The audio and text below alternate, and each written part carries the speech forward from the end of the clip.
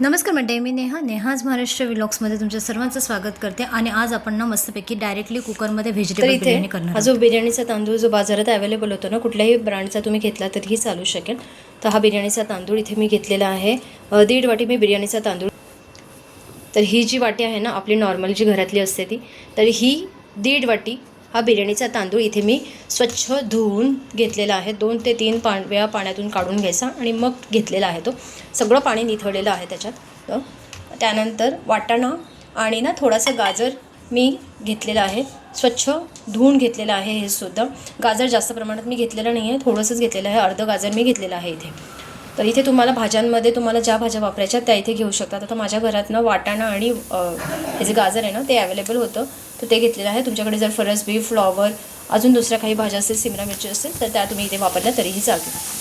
त्यानंतर ना एक हिरवी ही मिरची असते ना आपली, ती हिरवी मिरची मी अशी 2 भाग करून घेतलेले आहे हिरव्या मिरचीचे. तर एक मिरची घेतलेली आहे इथे. जवळ एक मोठ्या साईजचा कांदा घेतलेला आहे आणि असे 2 तमालपत्र असे घेतलेले आहेत मी.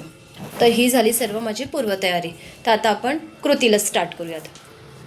तर आता कढईमध्ये ना थोडंसं तूप आणि थोडंसं तेल घेतलेलं आहे मी. जर तुम्हाला पूर्ण तेल घ्यायचं असेल तर पूर्ण तेल घेऊ शकता, किंवा नुसतं तूप घ्यायचं असेल तर तूप पण घेऊ शकता. तर आता तेल चांगलं तापलं आहे. तेल तापल्यानंतर 1 चमचा शहा जिरे किंवा साधं जिरे घ्यायचं. त्यानंतर आपण जे हे तमालपत्र घेतलं आहे ते तमालपत्र याच्यामध्ये ॲड करून घ्यायचं. सोबतच हिरवी मिरची टाकून घ्यायची. आता हे सर्व जे आहे ना ते आपण चांगलं ना 1 मिनिटभर ना परतून घेऊया तेलामध्ये. तर एका साईडला ना आपण हे उकळलेलं पाणी ठेवलेलं होतं. तर याच वाटीच्या साह्याने हा जे 1.5 वाटी मी बासमती तांदूळ घेतलेला आहे. तर 1.5 वाटीसाठी बरोबर याच्या दुप्पट म्हणजेच 3 वाटी याच वाटीच्या साह्याने मी हे गरम पाणी इथे ठेवलं आहे तप्प्या. तर गरम पाणी झाले आहे, उकळी आले आहे. मी गॅस बंद करून घेतलेला आहे याचा. आता ना मिरची चांगली तडतडायला सुरुवात झालेली आहे.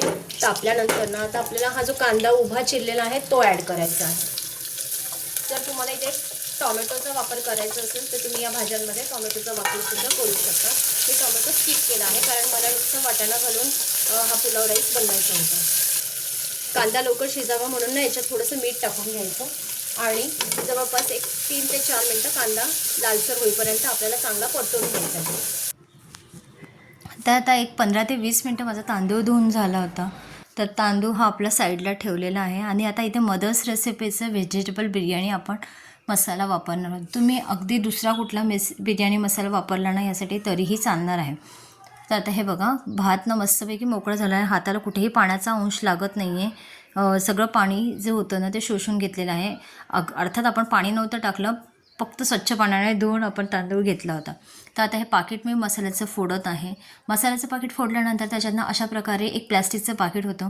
हे प्लॅस्टिकचं पाकिटसुद्धा फोडायचं आणि त्याच्यातून आता आपल्याला जेवढा क्वांटिटीमध्ये आपल्याला मसाला हवा आहे तेवढा काढून घ्यायचा. तर इथे मी 2 चमचे मसाला घेणार आहे, कारण आम्ही आता 3 जण आहोत. 3 जणांसाठी 2 चमचे मसाला पुष्कळ होतो. तर आता ह्या मसाल्यावरच आपल्याला ना बाकीचे मसाले पण ॲड करून घ्यायचे आहेत. तर तुम्हाला दाखवण्यासाठी मी अशा प्रकारे सेपरेटली डिशमध्ये मसाले काढून घेत आहे. तर आता इथे थोडीशी किंचित आपल्याला हळद घालायची आहे. 1.5 चमचा धने पावडर घालायची आहे. धनेचं पावडर शक्यतो ही माझी करून ठेवलेली असते, कारण मला ती सारखी लागते. त्यानंतर हे माझं घरी केलेलं लाल तिखट आहे, जे विक्रीसाठी सुद्धा आपल्याकडे अवेलेबल आहे. तर आता अशा प्रकारे मसाले आपले काढून झालेले आहेत. आता कांदा पण लालसर भाजला आहे. त्यानंतर हे सर्व जे जिन्नस आहेत आपल्याला एकत्रितपणे कुकरला चांगले फिरवून घ्यायचे आहेत, एकजीव करून घ्यायचे आहे. मसाल्याचा कलरसुद्धा अगदी सुंदर आलेला आहे. त्यानंतर ज्या भाज्या तुम्ही घेणार असाल त्या भाज्या आपल्याला याच्यामध्ये ॲड करायच्या आहे. 1 मिनिटभर व्यवस्थित हलवून झाल्यानंतर याच्यामध्ये आपल्याला तांदूळ घालायचा आहे.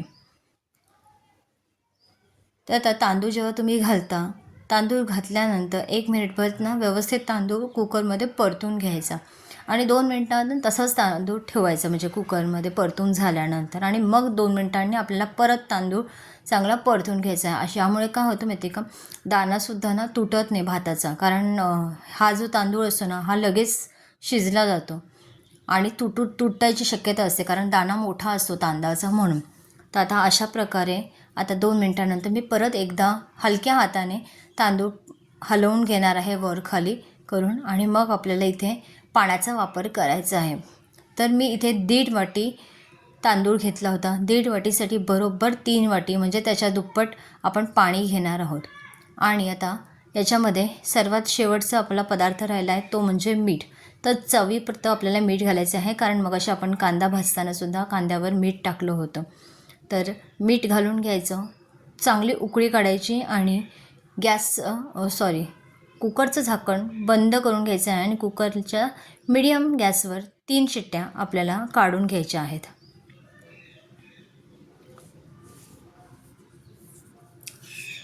तर आजची ही सोपी रेसिपी केलेली आहे. सोप्या पद्धतीने तुमच्याबरोबर मी रेसिपी शेअर केलेली आहे.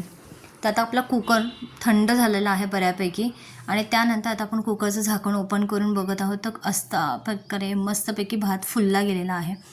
तर आजची ही व्हेजिटेबल बिर्याणी इन्स्टंट कुकरमध्ये जी केलेली आहे ही रेसिपी तुम्हाला कशी वाटली मला नक्की कमेंट करून सांगा.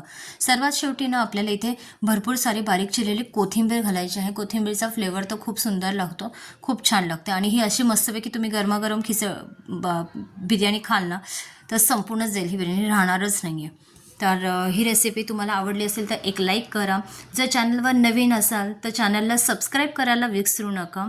भेटूयात पुढच्या भागामध्ये. तोपर्यंत बाय बाय.